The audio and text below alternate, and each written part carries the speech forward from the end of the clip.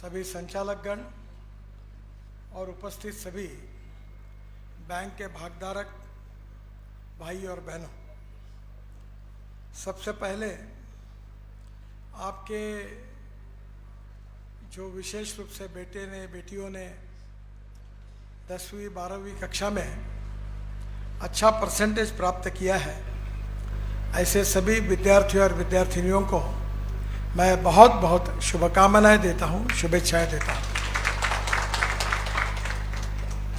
जिन लोगों ने नागपुर महानगर पालिका की सेवा की है और जो सेवानिवृत्त हुए हैं, उनके भी जो उर्वरित जीवन है उनके लिए भी उन सबको उनके उज्जवल भविष्य की कामना करता हूं। हमारी बैंक की ये विशेषता रही है कि कर्मचारियों ने कर्मचारियों के विकास के लिए ये कोऑपरेटिव बैंक शुरू की। इस बैंक में पहले क्रेडिट सोसाइटी के रूप में शुरुआत हुई और बाद में उसका कन्वर्शन बैंक में हुआ। उत्तरोत्तर बैंक में प्रगति होती रही, विकास होता रहा और सबसे महत्वपूर्ण बात यह है कि महानगर पालिका में काम करने वाले जो कर्मचारी थे, उनको अनेक समय जब उनके जीवन में अड़चनें पैदा हुई तब बैंक ने उनको समय समय पर सहयोग किया और इसी के कारण बैंक के कर्मचारियों का एक रिश्ता बैंक के साथ एक गहरा रिश्ता रहा है।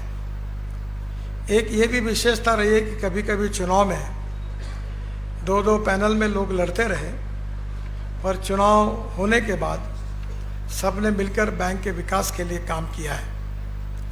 आज बैंक का एनपीए भी कम है और विशेष रूप से बैंक का कैपिटल में भी बढ़ोतरी हुई है और विशेष रूप से बैंक के मुनाफे में भी काफ़ी इजाफा हुआ है।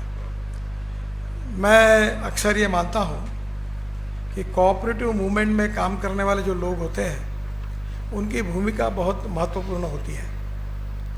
The success in cooperative is not the success of cooperative movement, it is the success of cooperative leadership who deserves for it। जिनका नेतृत्व है वो अगर ईमानदार रहेगा, कर्मठ रहेगा, बैंक के हितों में काम करेगा, तो बैंक की प्रगति और विकास होता है और इसलिए बैंक का भविष्य उसके संचालकों के नेतृत्व की क्वालिटी के साथ जुड़ा हुआ रहता है। मैं विशेष रूप से मेश्राम जी और उनके संचालक मंडली को मैं धन्यवाद दूंगा कि उन्होंने अनेक प्रकार की अड़चनें और समस्या आई पर बैंक को निरंतर ग्राफ को आगे ही बढ़ते हुए लेकर गए और इसलिए बैंक की ये जो विशेषता है ये आज भी बरकरार है। ये जो वार्षिक अहवाल है वो 89 साल का है और मुझे लगता है कि 11 साल के बाद ये बैंक 100 साल पूरे करेगी।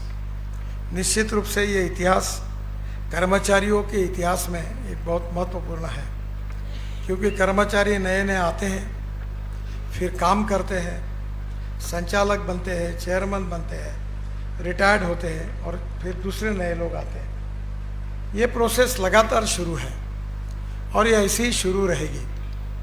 पर आए हुए लोग जिस समय में उनको मौका मिलता है उसमें से अच्छा काम करके बैंक को बढ़ाने का काम करते हैं और जिसी के कारण बैंक निरंतर काफ़ी अच्छा कार्य कर रही है। एक अनुरोध मैं संचालक चेयरमैन और उनको करूंगा कि अब ये डीजल पेट्रोल के कारण हमारे शहर में बहुत प्रदूषण होता है, तो कुछ सोसाइटीज़ ने अब शुरू किया है कि इलेक्ट्रिक स्कूटर, इलेक्ट्रिक कार के लिए वो कम पैसे में वो इंटरेस्ट रेट कम करके लोगों को प्रोत्साहित कर रहे हैं। इलेक्ट्रिक में ऐसा है कि जहाँ 100 रुपये का पेट्रोल डीजल लगता है वहाँ 6 रुपये भी इलेक्ट्रिसिटी लगती है और इलेक्ट्रिक व्हीकल की कीमत लिथियम आयन बैटरी के कारण पहले ज़्यादा थी, $150 पर किलोवाट पर आवर थी, पर अब $112 पर किलोवाट पर आवर पर आई है और कुछ ही दिनों में वो $100 पर किलोवाट पर आवर आएगी। तो पेट्रोल डीजल की कार, स्कूटर की कीमत और इलेक्ट्रिक की कीमत समान होगी, पर इलेक्ट्रिक में आपके पैसे भी बचेंगे और दूसरी ओर प्रदूषण भी हमारे शहर में नहीं होगा। तो एक इन्वायरमेंट के हिसाब से आपके भागधारक अगर इलेक्ट्रिक कार और इलेक्ट्रिक स्कूटर खरीदते हैं तो ज़रूर इंटरेस्ट रेट में उनके लिए कुछ कम पैसे में अगर आप देंगे तो निश्चित रूप से नागपुर शहर का जो प्रदूषण है वो कम करने में आप सबका भी सहयोग मिलेगा। अभी महानगर पालिका के ट्रक बसेस हमने CNG पर कन्वर्ट किए, महानगर पालिका में इलेक्ट्रिक बसेस लाए। अब मैं आग्रह करता हूँ कि महानगर पालिका में महापौर से लेकर कमिश्नर तक सब इलेक्ट्रिक कार और फ्लेक्स इंजन की कार यूज़ करें। अभी हमने कचरे से काफ़ी बड़े प्रमाण पर हम देश की पहली महानगर पालिका है कि हम अपना सीवेज वाटर शुद्ध करके बेचते हैं, 300 करोड़ रुपए मिलते हैं। आज सुबह मेरे घर पर 24/7 ऑरेंज सिटी वालों का मैंने पूरा प्रेजेंटेशन दिया था। अभी हम लोग और नई करीब 19 की पानी की टाकिया का काम चालू है। इसके साथ 2 जगह पर हमको लैंड एक्विजिशन की समस्या है और 10 नई पानी की टाकियाँ बनानी है। अभी तक 85 टैंक्स हमने बनाए हैं और पहली बार डबल डेकर पानी की टंकी बनाई है। अब उस स्कीम में काफ़ी सुधार हमने किए हैं, उसका अभी प्रेशर बढ़ाया है जिसके कारण पानी आगे तक जा रहा है और उसके साथ साथ अब प्रेशर पंप भी लगा रहे हैं। सिस्टम को कंप्यूटराइज किया है और पिछले 4-6 महीने में नागपुर के अनेक क्षेत्र में अब 24 घंटे पानी मिलना शुरू हुआ है और जल्दी ही हम नागपुर शहर को पूरे एरिया में 24/7 पानी देंगे। स्वच्छता के हिसाब से जो कचरा है वो कचरे से अब हम CNG गैस बनाने वाले हैं, वो प्रकल्प का भी काम शुरू हुआ है। हमारी ट्रक और बसेस उसके ऊपर चलेगी और जो गंदा पानी है वो पावर जनरेशन के लिए उपयोग में आएगा कोराडी और खापरखेड़ा में, और उनका जो पेज का रिजर्वेशन बचेगा उसके कारण हमारे शहर को आने वाले 2070 तक पानी की कोई किल्लत नहीं होगी। आज हमारी महानगर पालिका अनेक क्षेत्र में अच्छा काम कर रही है और इसका कारण हमारे कर्मचारी भी अच्छा काम कर रहे हैं, जिसके कारण महानगर पालिका अच्छी काम कर रही है। और इसलिए उन सभी कर्मचारियों को मैं हृदय से बहुत बहुत शुभकामनाएं देता हूं। और उसके साथ साथ हमारी कर्मचारियों की बैंक भी निरंतर प्रगति करती रहेगी, विकास करती रहेगी। इसलिए आप सबको उज्जवल भविष्य की कामना करते हुए मैं शुभेच्छाएं देता हूं। बहुत बहुत धन्यवाद।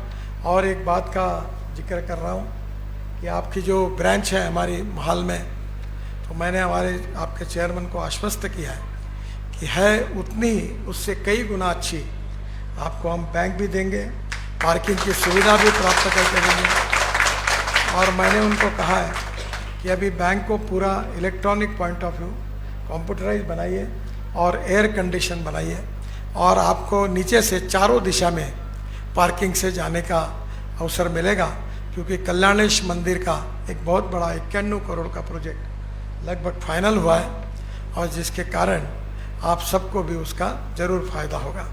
मेरी आप सबको बहुत बहुत शुभकामनाएं, शुभेच्छाएं। धन्यवाद, नमस्कार।